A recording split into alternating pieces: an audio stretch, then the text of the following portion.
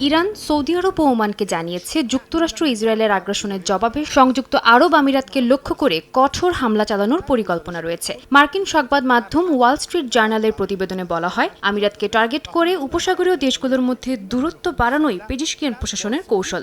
বিভিন্ন মহলে গুঞ্জন ছড়াচ্ছে আবুধাবির ওপরই তেহরানের ক্ষোভ সবচেয়ে বেশি।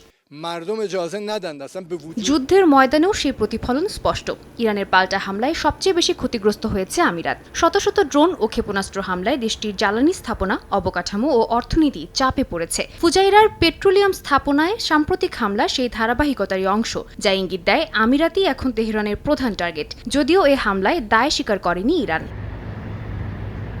সৌদি আরব একদিকে যুক্তরাষ্ট্রকে সহায়তা দিচ্ছে, অন্যদিকে মধ্যস্থতার পথ খোলা রেখেছে। সেখানে আমিরাতকে দেখা যাচ্ছে আক্রমণাত্মক ভূমিকায়। তেহরান মনে করছে যুক্তরাষ্ট্র ও ইসরায়েলের আগ্রাসনে আবুধাবি শুধু নীরব সমর্থক নয়, বরং সক্রিয় অংশীদার। বিভিন্ন প্রতিবেদনে বলা হয়েছে আমিরাত প্রকাশ্যে ও গোপনে ওয়াশিংটনকে ইরানের ওপর হামলা চালিয়ে যেতে উৎসাহ দিয়েছে। এমনকি আলোচনার উদ্যোগ ঠেকানোর চেষ্টার অভিযোগও রয়েছে তাদের বিরুদ্ধে।